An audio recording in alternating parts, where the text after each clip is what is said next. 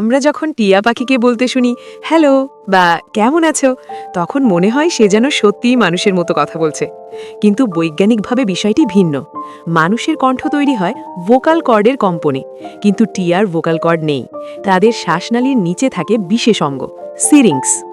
এই সিরিংসের দুই পাশ আলাদাভাবে কম্পিত হতে পারে, ফলে তারা একসঙ্গে একাধিক কম্পাঙ্ক তৈরি করতে সক্ষম।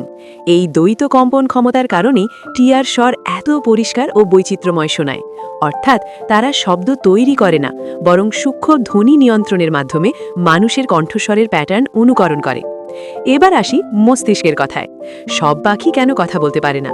কারণ টিয়া পাখির মস্তিষ্কে রয়েছে বিশেষ ভোকাল লার্নিং সার্কিট। গবেষণায় দেখা গেছে তাদের ব্রেনে কোর ও শেল নামের বিশেষ নিউরাল অঞ্চল শব্দ শেখা ও সংরক্ষণে সাহায্য করে।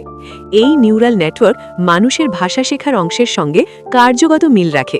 তাই টিয়া নতুন শব্দ শুনে তা মনে রাখতে এবং প্রয়োজনে পুনরাবৃত্তি করতে পারে। বিশেষ করে আফ্রিকান গ্রে প্যারেট প্রজাতি শত শত শব্দ মনে রাখতে সক্ষম। কিছু গবেষণায় দেখা গেছে তাদের জ্ঞানীয় ক্ষমতা প্রায় 2 থেকে 3 বছরের শিশুর সমতুল্য হতে পারে। তবে একটি গুরুত্বপূর্ণ পার্থক্য আছে। শিশু ভাষার অর্থ গঠন করতে শেখে, কিন্তু টিয়া মূলত ধ্বনির প্যাটার্ন, সুর ও পরিস্থিতিগত প্রতিক্রিয়া মনে রাখে। এটি কনটেক্সচুয়াল লার্নিং। বন্য পরিবেশে টিয়ারা সিগনেচার কল ব্যবহার করে। প্রতিটি পাখির আলাদা পরিচয় ধ্বনি থাকে। এটি সামাজিক যোগাযোগের একটি পদ্ধতি।